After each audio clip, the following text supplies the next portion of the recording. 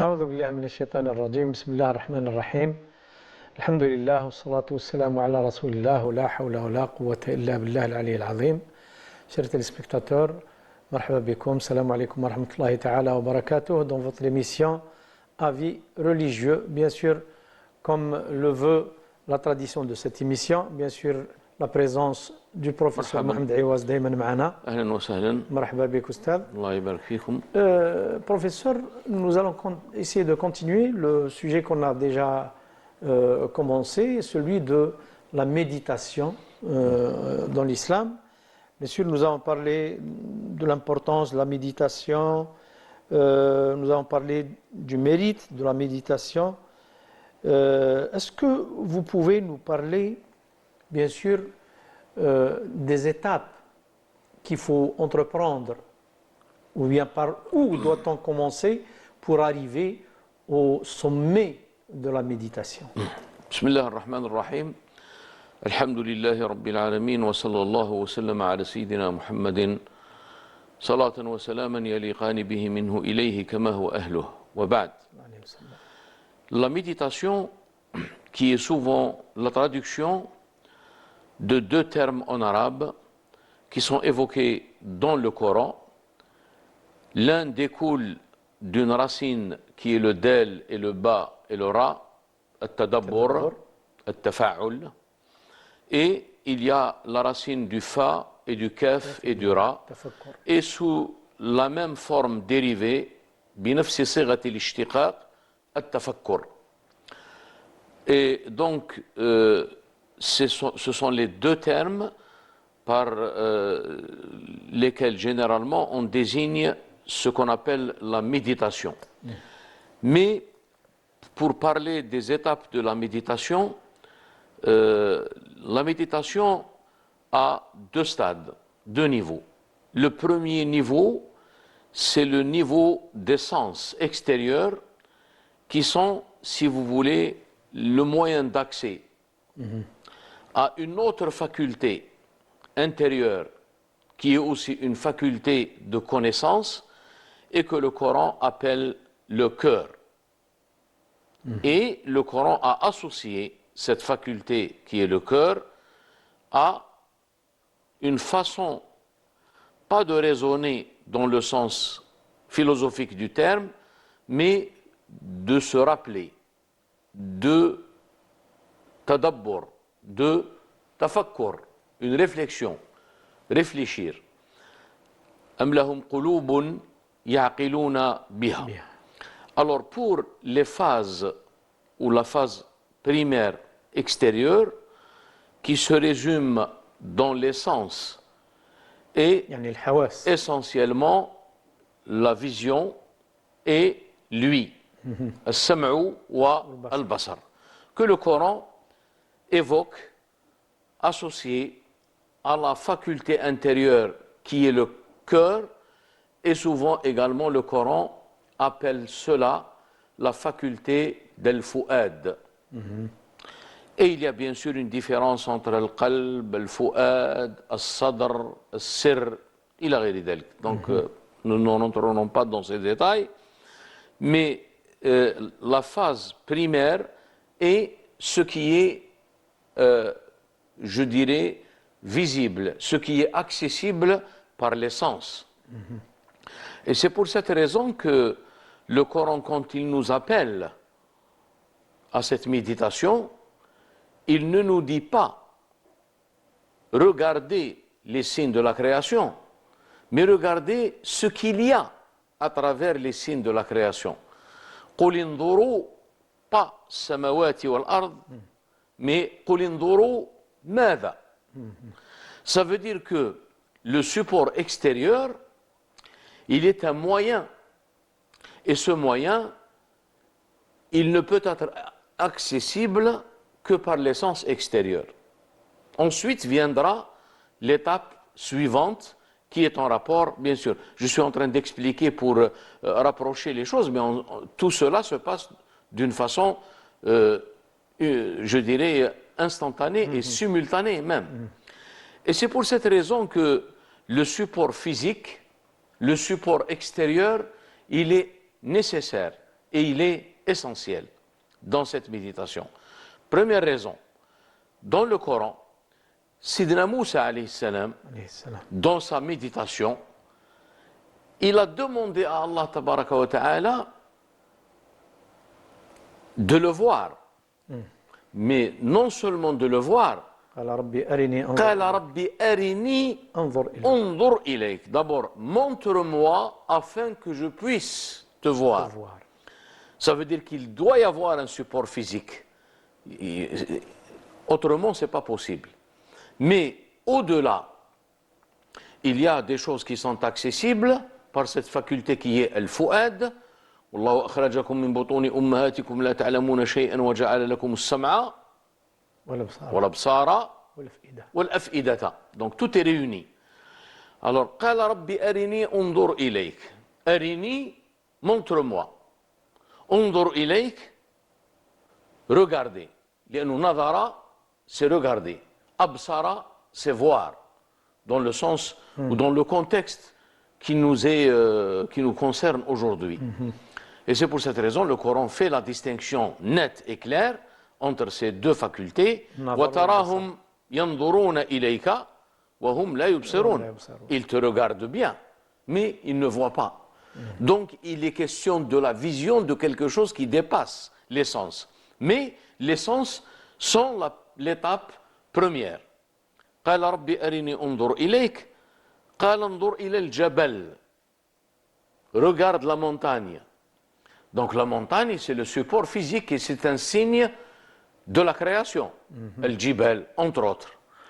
فلما تجلى ربه للجبل. للجبل جعلها, lorsque Allah tabaraka wa ta'ala s'est manifesté. Et je voudrais dire un mot par rapport à la manifestation d'Allah tabaraka wa ta'ala dans sa création. Il y a deux domaines. Il y a le domaine des signes des horizons, ayat al-afaq, et il y a les signes des âmes, ayatu al-anfus. Sanurihim ayatina fil afaqi wa fi anfusihim. Et c'est pour cette raison que le Coran commence par montrer. Sanurihim ayatina fil afaqi. Nous leur montrerons nos signes dans les horizons et dans leurs âmes, afin qu'ils s'aperçoivent qu'il est la vérité. Donc le but de la méditation, c'est de voir cette vérité en toutes choses, manifestée en toutes choses. Le Coran, la tradition prophétique, un événement important qui a eu lieu dans la vie du prophète sallallahu alayhi wa sallam, et qui est le décès de son fils Ibrahim. Et lorsque il y a eu, d'une façon concomitante, il y a eu pratiquement une éclipse. Donc, le Nabi sallallahu alayhi wa sallam est sorti en leur disant Parce qu'il y a eu une polémique. Il y a des voilà, gens qui ont dit c'était en rapport avec le décès d'Ibrahim, le fils du prophète sallallahu alayhi wa sallam. Donc, il leur a bien expliqué que le soleil ou la lune, le phénomène de l'éclipse solaire ou lunaire, n'a rien à voir avec la mort ou la vie d'un individu, de quelqu'un, y compris, je dirais, le fils du prophète sallallahu alayhi wa sallam. Mais il a souligné un fait très important. Il y a même le jour de la mort du prophète sallallahu alayhi wa sallam. Exactement. Il ne s'est rien passé. Et là, il a dit Inna ash-shamsa wal-qamara آيتان من آيات لا تنكسفان ولا تنخسفان لموت أحد ولا لحياته. Ce à quoi je veux en venir, c'est la suite des propos du prophète sallallahu alayhi wa sallam en disant ولكن الله إذا تجلى لشيء من خلقه خشع. Voilà le shahid. Mais seulement lorsque Allah tabaraka wa ta'ala, dans sa majesté, lorsqu'il se manifeste à l'une de ses créatures, elle manifeste une humilité. Takhsha. Et donc, voilà, lorsque Moussa alayhi salam, قال ربي أرني انظر إليك. C'est très important tout ça. C'est des subtilités fondamentales. Il n'a pas dit tout simplement أرني إياك, أرني انظر إليك. Donc il y a la nécessité de la présence du support.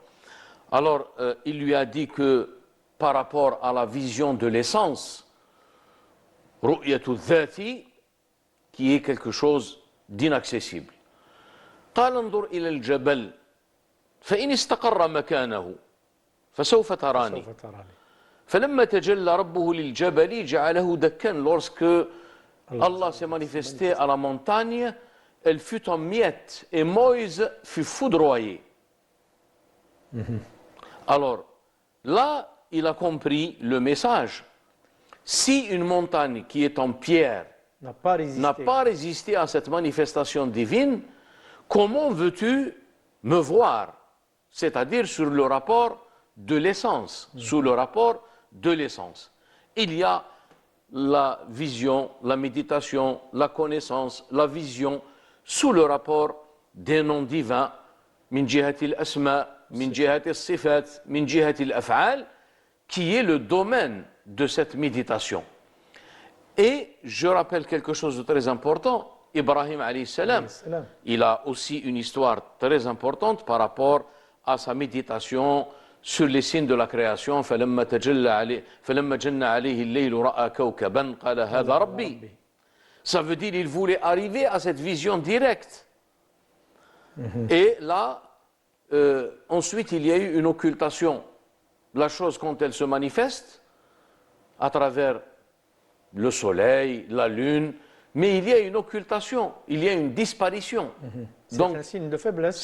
C'est un signe qui n'est pas, je dirais, adéquat et il n'est pas digne de ce qui se rapporte à l'essence divine, Dhat al-Ilahiyya. Et une autre question très très importante par rapport au rang de la prophétie, Maqam al-Nubuwa. Maqam al-Nubuwa لا يقبل الاستتار والغفلة عن الحق. Voilà.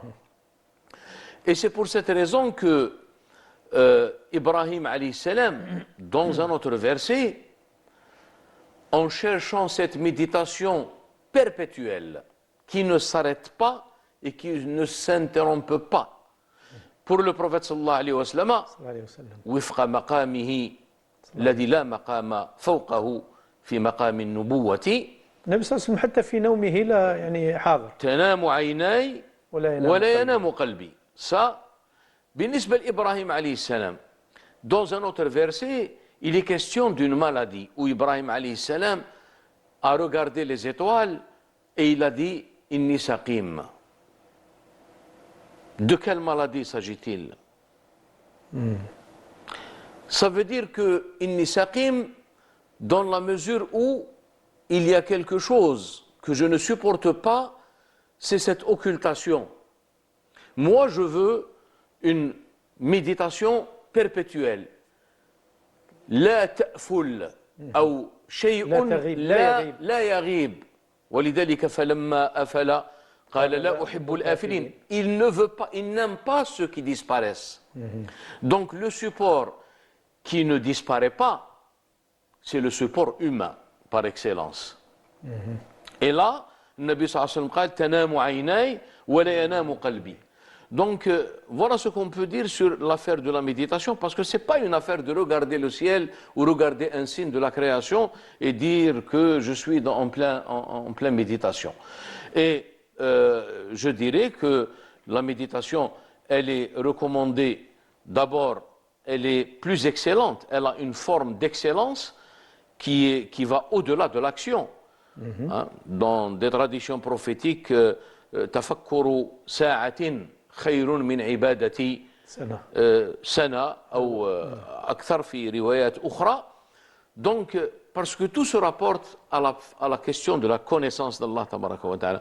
Et le but de toutes pratiquement les pratiques religieuses, à partir bien sûr du fondement essentiel, al-tawhid, hein, l'unicité, tout ce qui est recommandé à titre obligatoire ou à titre surrogatoire, c'est pour parvenir à cette méditation et à cette vision perpétuelle. D'accord? Et donc voilà la méditation ce que l'on peut dire par rapport à la méditation elle-même et qui est un moyen également pour la fortification de la foi. Et n'oublions pas que la méditation, dans son essence, est une forme de connaissance. Et cette connaissance, elle est la source du bonheur. Hein, et c'est pour cette raison que les philosophes, les grands maîtres spirituels, ils disent que la véritable connaissance, le véritable bonheur, c'est le bonheur qui se rapporte à la connaissance. Donc la méditation n'est qu'un moyen. N'est qu'un moyen, bien donc sûr. Le but, c'est d'atteindre le marhala ta'al itmi'nan. C'est ce que Sayyidina Ibrahim a voulu après avoir demandé à Allah tabaraka wa ta'ala. Lorsqu'il a vu que les phénomènes, lorsqu'il a vu que les phénomènes qui se résumaient dans les signes de la création, la lune, le soleil, les astres, le kawakib, lorsqu'il a vu que tout cela, il y a une occultation, il y a une disparition qui va suivre, et Allah tabaraka wa ta'ala ne peut pas être quelque chose qui disparaît. Hein? Parce qu'il est le donc là, il a cherché cette méditation, et cette méditation, le verset l'évoque, comment il s'est détourné de ces supports qui disparaissent, dont la manifestation est suivie d'une occultation. بعد التجلي يظهر أو يتجلى الاستتار قال إني وجهت وجهي للذي فطر السماوات والأرض حنيفا مسلما وما أنا من المشركين. Donc d'où l'importance de cette méditation, comme nous l'avons bien sûr évoqué dans cette explication. Donc est-ce que parmi les étapes que l'on essaie d'aboutir, qu'on essaie pour aboutir à ce stade de est-ce qu'on peut parler de ce grand portail qui est le cœur, hein, où on arrive, que ce soit dans l'éveil ou dans le sommeil, à travers le Ru'a Sadiqa, est-ce qu'on peut arriver à atteindre certaines certitudes, certaines formes de foi solide? Exactement, puisque n'oublions pas que les rêves prémonitoires, le Nabi sallallahu alayhi wa sallam a affirmé que Ru'ya Saliha juz'un min 46 juz'an min an-nubuwwa. Le rêve prémonitoire fait partie d'une partie sur 46. Une partie sur 46 égale un demi sur 23. Un demi sur 23, me semble-t-il, correspond à la moitié d'une année, les 6 mois, durant lesquels le prophète sallallahu alayhi wa sallam allait vers la grotte de Hira pour pratiquer cette méditation, et par rapport à 23 ans qui sont la durée du message. Quand je dis la durée du message, donc la durée du wahi. Et le wahi après s'est interrompu. Le wahi qui s'est interrompu, la révélation qui s'est interrompue, c'est dans le sens de ce qui était rapporté comme message à travers l'ange de la révélation, Jibril alayhi salam. Mais le mot révélation, al-wahi, si on revient au texte coranique, il n'y a pas une seule forme. Bien sûr. Il y a l'ilham, il y a le wahi al-gharizi, wa idh awha rabbuka ila an-nahli. Donc ici, awha rabbuka ila an-nahli, ce n'est pas à travers Gabriel, l'ange de la révélation. Donc il y a des formes de révélation qui sont ininterrompues et qui sont considérées comme étant des formes pour assurer la continuité je dirais, de la révélation, l'ilham, et qui sont accordées d'abord aux croyants, puisque Ru'ya Saliha peut être accordée à n'importe quel croyant.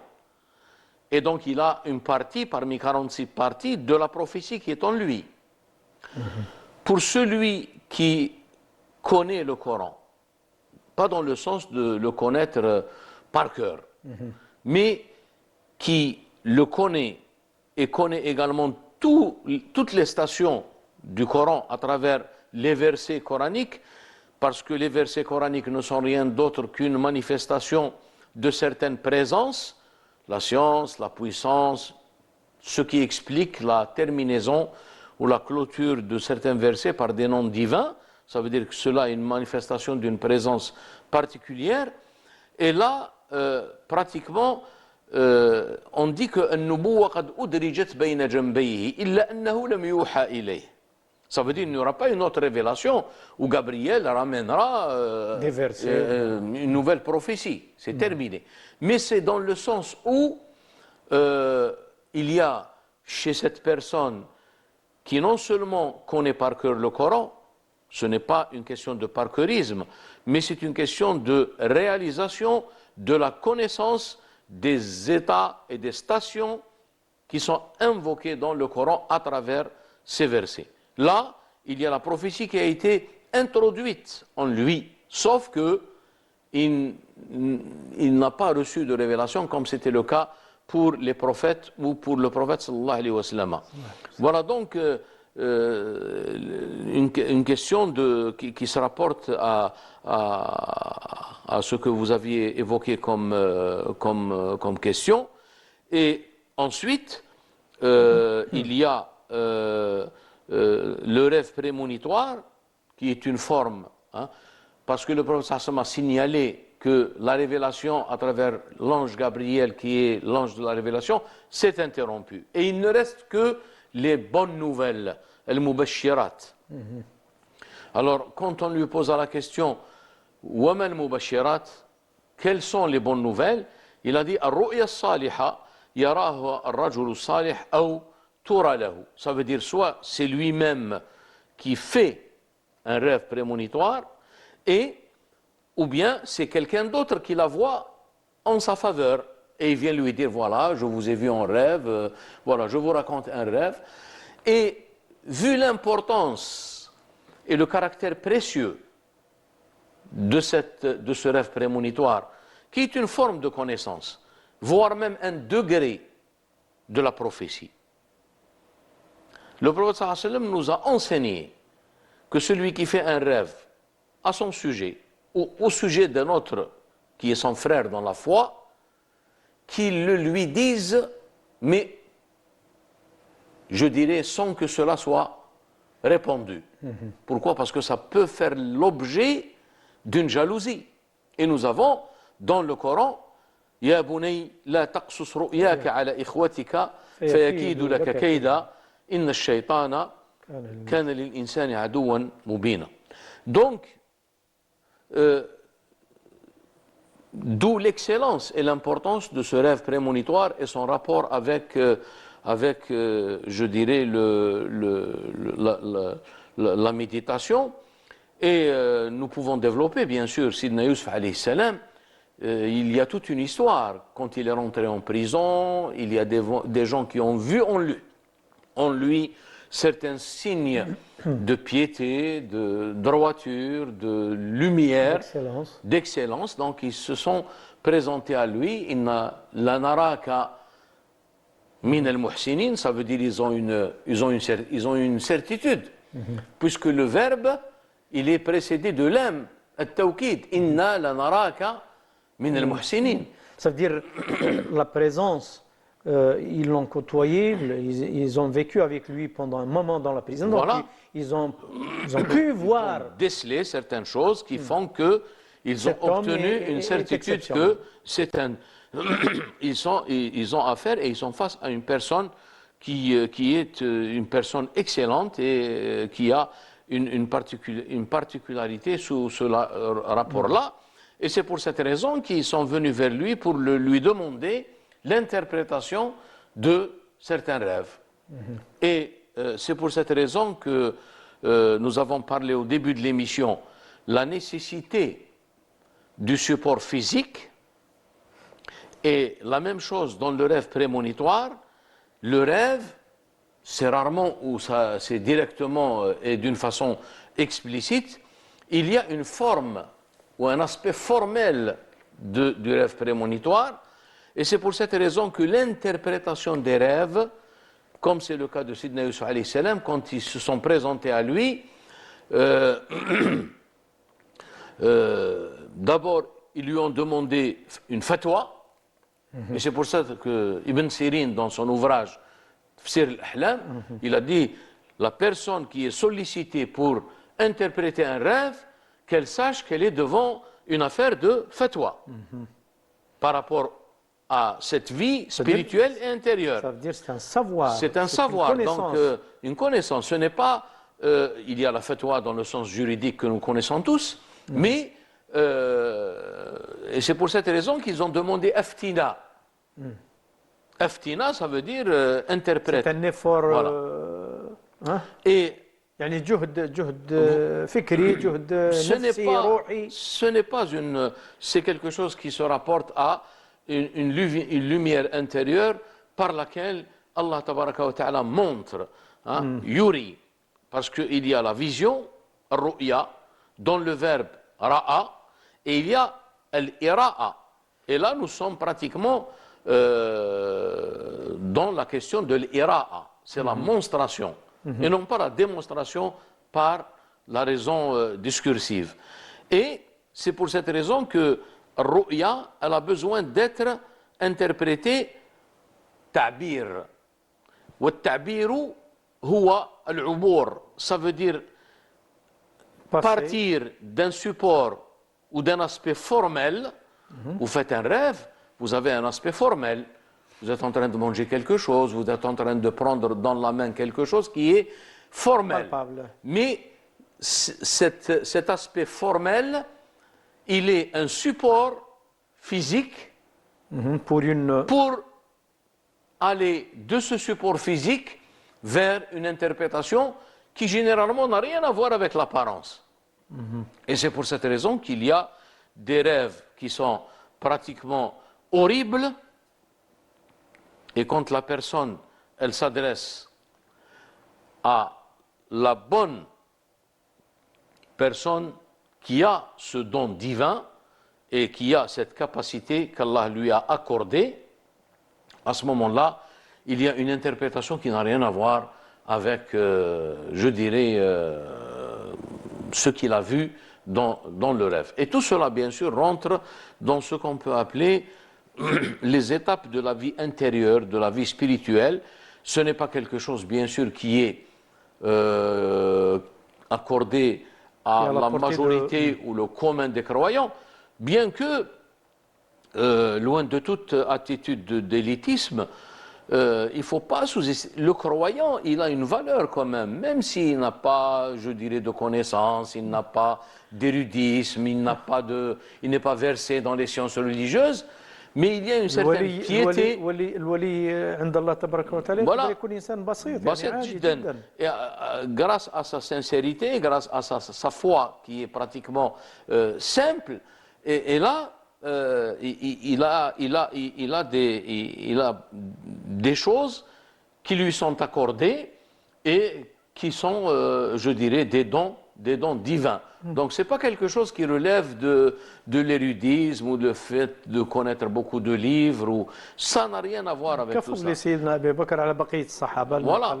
Nabi sallallahu alayhi wa sallam, lorsqu'il a parlé de cette vertu ou de cette spécificité, de cette excellence de la station du rang de Sidna Abu Bakr Siddiq, il a dit « Inna Aba Bakr lam yafdulkum » pas l'action. لم يفضلكم بكثرة صلاة ولا كثرة صيام وإنما فضلكم بسر وقر في صدره. Donc il s'agit d'un secret qui loge dans son cœur. Voilà pourquoi il vous a surpassé et pourquoi d'ailleurs il a été qualifié de As-Siddiq, qui relève de la station de Siddiqiyya, qui est tout de suite après la station de Nubuwa.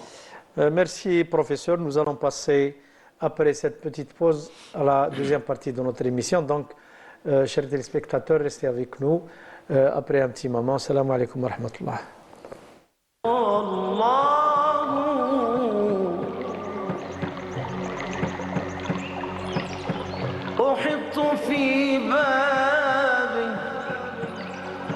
دون ثقلي أحط في بابي دون سوى ثقلي وأجتبي من صنوف الكون معناه يا فاطر الخلق البديع وكافلا يا فاطر الخلق البديع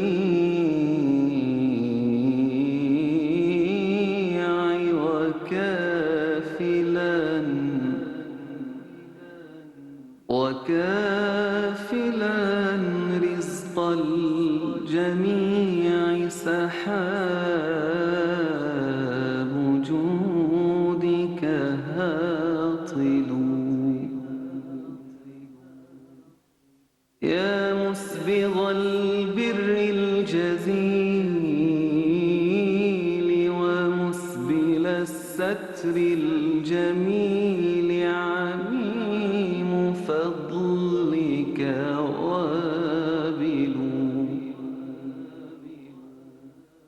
يا عالم السر الخفي يا عالم السر الخفي ومنجز الوعد الوفي قضاء حكمك عادل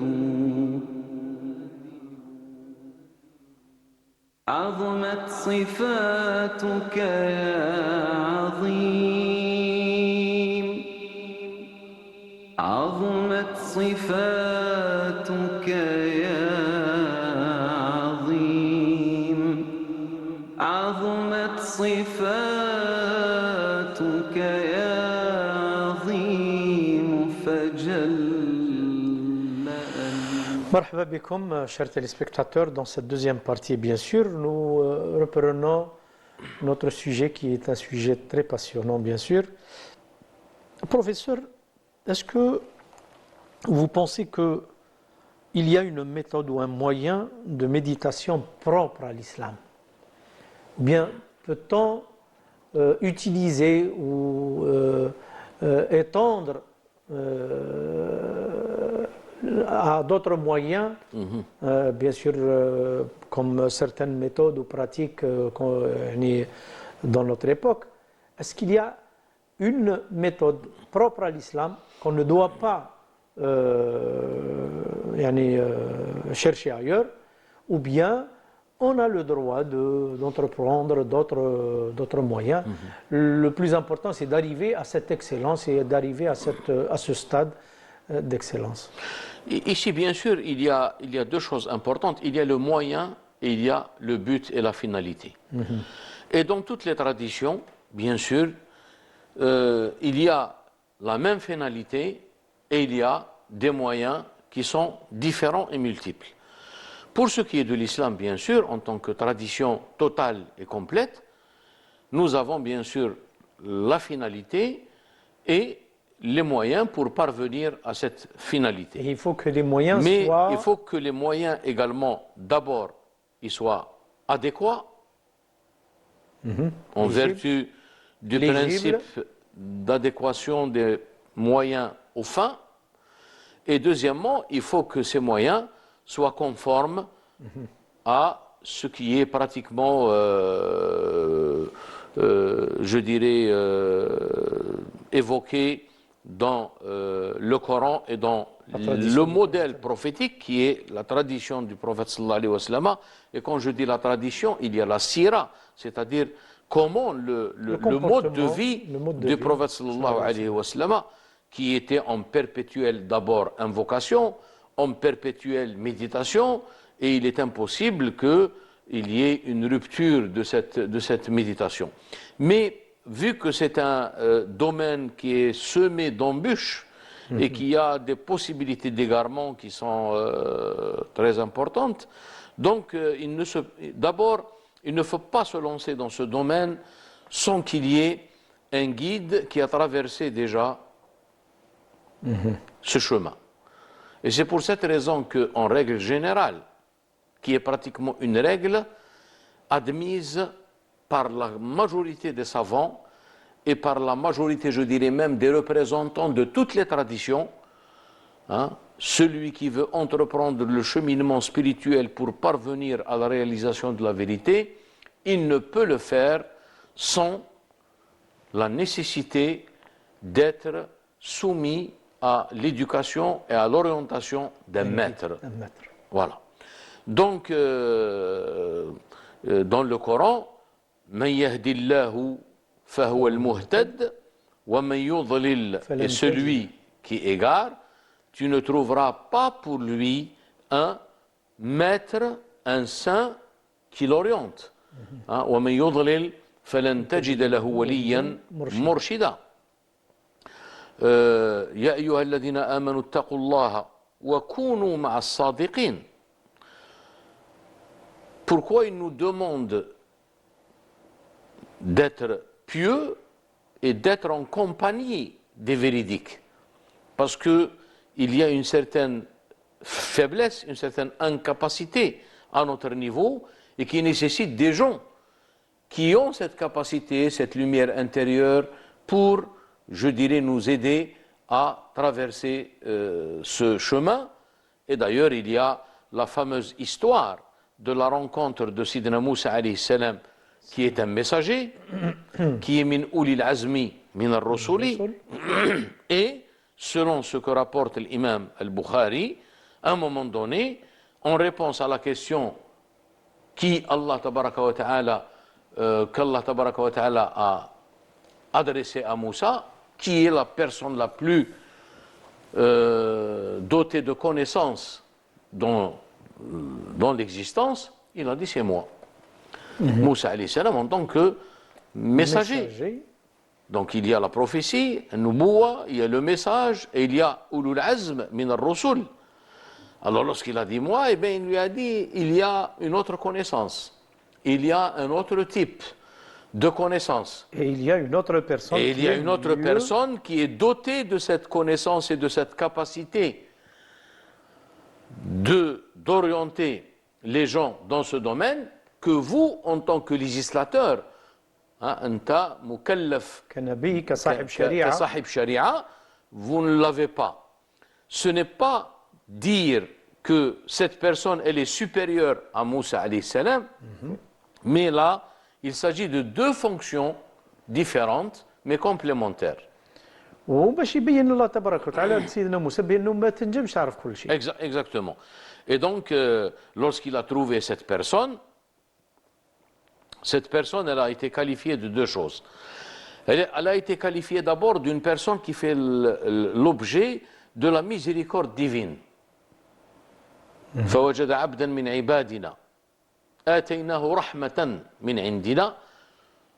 Il trouva l'un de nos serviteurs à qui nous avons fait miséricorde de notre part, وعلمناه من لدنا علما, et à qui nous avons enseigné min ladunna directement. Ça veut dire qu'il ne l'a pas appris d'une autre personne. Ce n'est pas une science acquise, c'est une science infuse.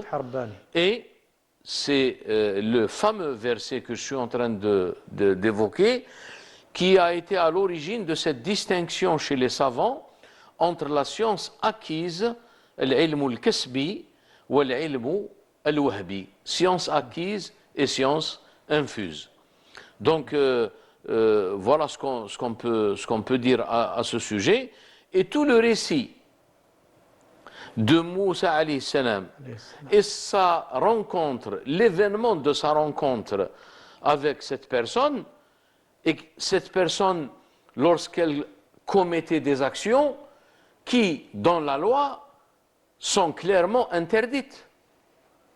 Il y a l'exécution, al-qatl, il y a le fait d'endommager le bateau, kharq al-safina, il y a islah al-jidar, et là, la première condition, lorsque Moussa alayhi salam a vu ça, et il a compris qu'il s'agit d'une connaissance d'un autre ordre, et qui n'est pas la connaissance acquise, qui n'est pas la connaissance extérieure, exotérique, à ce moment-là, il lui a demandé humblement قال هل أتبعك على أن تعلمني مما علمت رشدا. Et il faut qu'on sache que ces choses-là, la première des choses et la première marque de l'authenticité de l'existence de cette science et de cette connaissance, c'est d'être rejeté et d'être réfuté par le commun des gens. L'inkar. Et c'est pour cette raison qu'il lui a dit Innaka lan tastati'a ma'i sabra. Tu n'arriveras pas à patienter.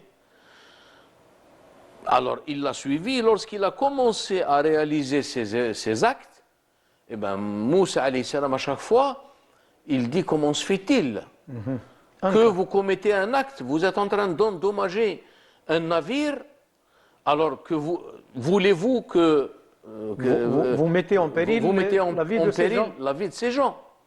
Vous avez exécuté une personne. Hein? Mais pourquoi? On n'a pas le droit d'exécuter une personne. L'homicide, je dirais, est interdit. Et je vous ai vu édifier, je dirais, un mur, mais je n'ai pas compris le sens de tout cela. Et là, à chaque fois, il lui rappelait Alam aqul laka innaka lan tastati'a ma'i sabra. À un moment donné, il a dit Hada firaqu bayni wa baynik. On s'arrête là. Hein? On s'arrête là. Là, je vais te révéler, je vais te dévoiler le sens de ce que tu as considéré comme étant contradictoire avec la loi. Eh bien, ce n'est pas le cas. Et c'est pour cette raison que la personne qui prétend, je dirais, connaître la loi, il ne faut pas qu'il néglige cette connaissance, ce type de connaissance. Et là, ce qui est l'esprit général de la fatwa elle-même, d'accord, c'est pour cette raison que le savant véritable, il doit réunir les deux dimensions. Alors, il lui a donné l'explication des événements qu'il a réalisés. Hein?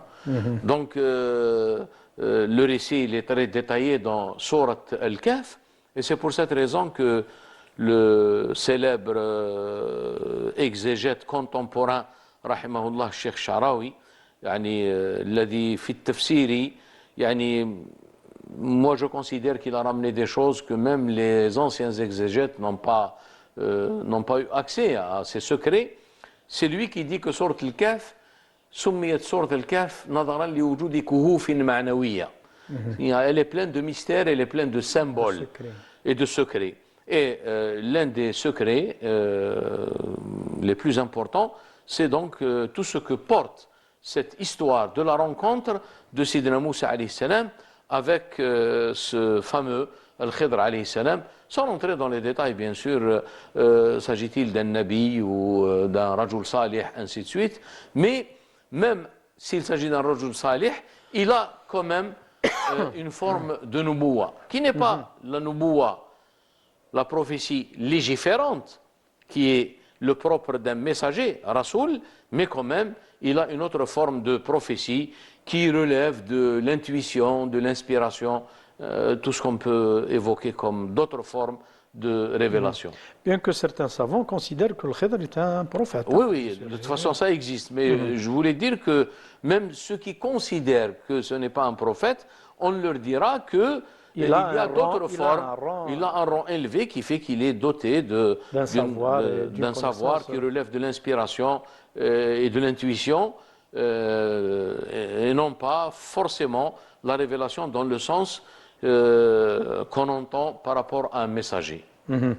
Professeur, bien sûr, pour rester toujours dans la méthode ou le moyen de méditation propre à l'islam, nous avons la lecture du Coran, nous avons Salat al-Nabi sallallahu alayhi wa sallam, nous avons كل أنواع الذكر الاستغفار التسبيح الحمد التكبير. Ce sont tous des moyens qu'on peut utiliser pour arriver à ce niveau de contemplation et de méditation, bien sûr, ce sont des portes, des portails yani qui s'ouvrent pour arriver à ce savoir. Pour citer comme exemple, bien sûr, Salat al-Nabi sallallahu alayhi wa sallam, certains savants disent et témoignent des expériences personnelles que après un nombre X de Salat al-Nabi sallallahu alayhi wa sallam, ils sont arrivés à voir le prophète dans leur sommeil, ou bien même ils l'ont vu يعني صراحة يعني يقظة. Enfin, je ne veux pas rentrer dans ce débat parce que c'est quelque chose d'abord qui n'est pas destiné, je dirais, qui n'est pas adéquat à la capacité de compréhension de tout le monde. C'est une question qui relève de la foi. Vous y croyez, vous n'y croyez Et de pas. l'expérience personnelle. Ou de l'expérience personnelle. Mais en tout cas, je voudrais dire qu'aujourd'hui, dans l'époque où nous vivons, nous avons, je dirais, des moyens pratiquement, je dirais même technologiques aujourd'hui, qui peuvent nous aider à comprendre de quoi il s'agit. Vous savez, quand vous avez un écran, vous avez une télévision, et vous voulez être connecté, vous avez besoin d'une parabole. Donc, si vous voulez être connecté en termes contemporains à un monde qui existe, et qui est alam al-ghaib, c'est vrai que nous ne connaissons pas le ghaib. Et même, je dirais, certains gens qui sont très avancés ne peuvent pas prétendre qu'ils connaissent le ghaib. Mais il y a une différence entre l'ilm bil-ghaibi والإيمان بالإيمان والإيمان بالغيب. Pour ce qui est de l'iman bil-ghaib, c'est-à-dire la foi en ce domaine qui existe, Sourate al-Baqarah, la première qualité des gens pieux, Alif Lam Mim, ذلك الكتاب لا ريب فيه هدى للمتقين الذين يؤمنون بالغيب. Et donc, c'est une question de foi. Maintenant, la capacité d'avoir des ouvertures sur ce domaine, sur ce monde, ça existe. Vous y croyez, vous n'y croyez pas, ça c'est votre affaire. Mais en tout cas, ce domaine existe, mais quand quelqu'un... C'est-à-dire on ne peut pas obliger quelqu'un à croire à cette expérience. Bien sûr, bien sûr. قُلْ لَا يَعْلَمُ الْغَيْبَ إِلَّا اللَّهُ. Je veux dire les expériences personnelles de certains gens qui prétendent avoir vu... Les expériences personnelles, d'abord, c'est une preuve pour la personne, puisqu'il a réalisé. Donc, ma preuve, c'est que j'ai réalisé cette chose. Maintenant, lorsque une chose pareille vous êtes révélé, cette chose vous est révélée, voilà. Vous avez deux conditions nécessaires. D'abord, la possibilité de la chose ou son impossibilité. Imkanu amri ou adamu imkanihi aqlan. Ça, c'est la première des choses. Et deuxièmement, c'est l'intégrité et votre rapport avec la personne qui vous transmet l'information. Nabi sallallahu alayhi wa sallam, nous croyons lorsqu'il nous a dit, comme l'a dit Abu Bakr Siddiq, par rapport à l'ascension, ils n'ont pas cru et ils ont venu voir Abu Bakr Siddiq. Il a dit, mais où est le problème? S'il l'a bien dit, donc je le crois. Donc je le crois. Parce qu'il me dit plus que ça, il me dit qu'il reçoit la parole du ciel et je le crois. Je le crois. Voilà, donc là c'est quelque chose de très important. Une chose, elle est possible rationnellement, et puis la faculté rationnelle, ce n'est pas tout. Elle est importante, certes, mais l'homme n'est pas seulement sa raison raisonnante, sa raison discursive. C'est un domaine très restreint. Il y a un domaine qui est très vaste. Au-delà de cela, et il y a des facultés en l'homme, al-fu'ad, al-qalb, al-ruh, et qui sont bien sûr des moyens pour accéder à ce domaine. Et puis c'est des choses qui sont pratiquement des choses très personnelles, mais on ne peut pas parvenir à cela sans une intermédiaire, et l'intermédiaire par excellence, c'est le prophète sallallahu alayhi wa sallam. C'est pour cette raison que les maîtres spirituels disent, pour celui qui n'a pas rencontré le maître, qui n'est rien d'autre qu'un héritier du prophète sallallahu alayhi wa sallam, un savant, un qu'il connaisseur. commence d'abord par une abondance de prières sur le prophète sallallahu alayhi wa sallam, jusqu'à vienne l'étape où il trouvera la personne qui lui donnera accès à cette voie. Inch'Allah. Docteur, merci beaucoup. Barakallahu fik ala hadha al-tawdihat. J'espère, Inch'Allah, vous revoir, chers téléspectateurs, dimanche prochain à la même heure. Barakallahu fikum. Assalamu alaikum wa rahmatullahi ta'ala wa barakatuh.